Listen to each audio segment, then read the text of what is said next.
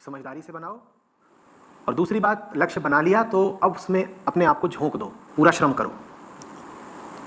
लेकिन तुमने कितनी भी ईमानदारी से लक्ष्य बनाया हो और अपनी तरफ से तुमने कितनी भी मेहनत कर ली हो उस लक्ष्य के लिए, आवश्यक नहीं है कि तुम उस लक्ष्य को पा ही लो। इस दुनिया में कार्य कारण के न जाने कितने अंतर संबंधित चक्र चल रहे हैं।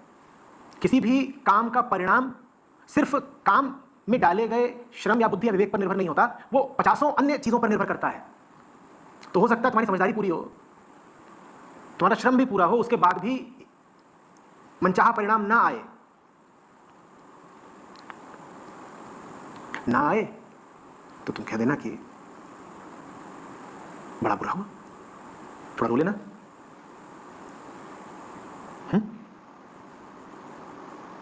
फिर कुछ और वो कुछ और तुम तभी कर पाओगे जब कोई भी परिणाम तुम्हारे भीतर के एक बिंदु को स्पर्श ना कर पाता हो। अगर तुम पूरी तरीके से अपने काम के परिणाम पर आश्रित हो गए तो परिणाम तुमको तोड़ कर रख देगा। अगर परिणाम तुम्हारी इच्छा के विपरीत आया तो तुमको इतना निराश और निरुत्साहित कर देगा कि तुम कहीं के नहीं बचोगे। और अगर परिणाम तुम्हारी इच्छा के अनुकूल आ गया तो तुम्हें इतना फुला देगा कि तुम्हारा गुब्बारा फूल फूल के फट जाएगा।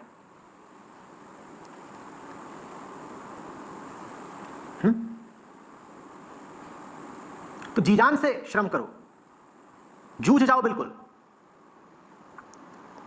लेकिन फिर भी भीतर कुछ अंशु आ रहे, भीतर कुछ ऐसा रहे जो इन सब घटनाओं को, इस पूरे खेल को, लक्ष्य को पाने की पूरी कोशिश को देख रहा हो और कह रहा हूं ठीक, लगे रहो, हमें कोई मतलब नहीं, तुम्हारा शौक है, लगे रहो। जैसे घर का कोई बुजुर्ग, वो घर के बाहर अपना बैठ गया है, हाथ डाल के हुक्का उड़ा रहा है और घर के सब आते जाते लोगों को देख रहा है। 2-4 जवान लोग हैं, वो बड़ी दौड़ धूप कर रहे हैं, कभी भीतर घुसते हैं, कभी बाहर जाते हैं, कभी कुछ उठा के घर में लाते हैं, कभी कुछ कागज पत्थर करते हैं, कभी कोई किताब लेकर भागते हैं। उन्हें कुछ पाना है, उन्हें जमाने में आगे बढ़ना है। कोई बुजुर्ग अपना उनको देख रहे हैं, ठीक है करो भैया जो करना है।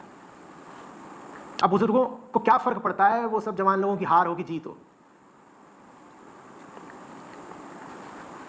तुम्हारी बाहों में वो जवान लोग होने चाहिए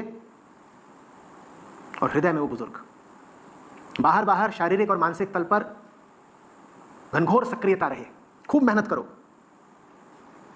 और भीतर कोई बैठा है बहुत समझदार और बोधवान, जो कह रहा है कि जो भी कुछ चल रहा है बाहर और उसका जो भी परिणाम आता हो, हमें उससे कोई भी फर्क पड़ता नहीं है। बाहर वालों का बाहर का काम करने दो और खूब डूब कर जम कर करने दो, तो भीतर वालों को आराम करने दो।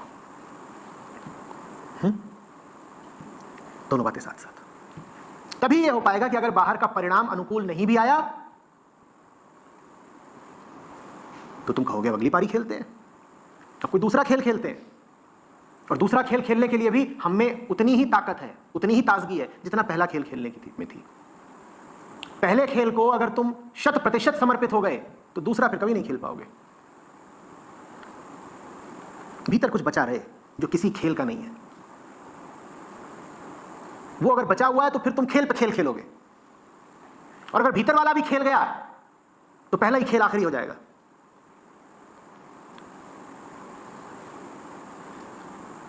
तो हार मिले कि जीत, फर्क क्या पड़ता है?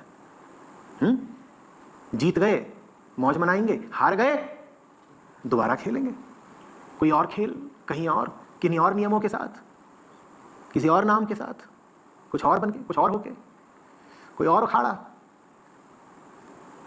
कोई और मैदान।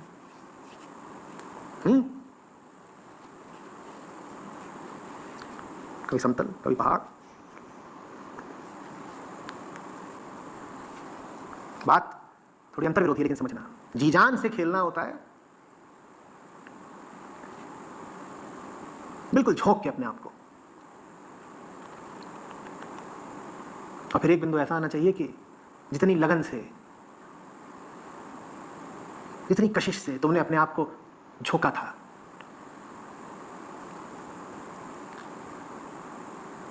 उतनी ही उदासीनता, उतनी ही तटस्थता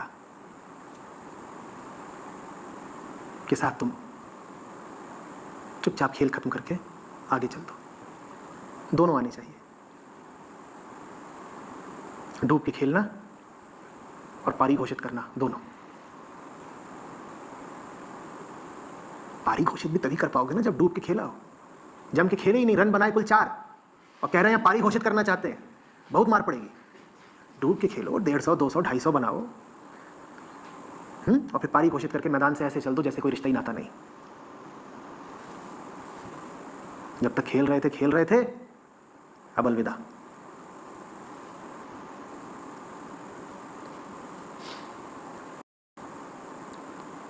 हम दीवानों की क्या हस्ती है, आज यहाँ कल वहाँ चले। मस्ती का आलम साथ चला, हम धूल उड़ाते जहाँ चले।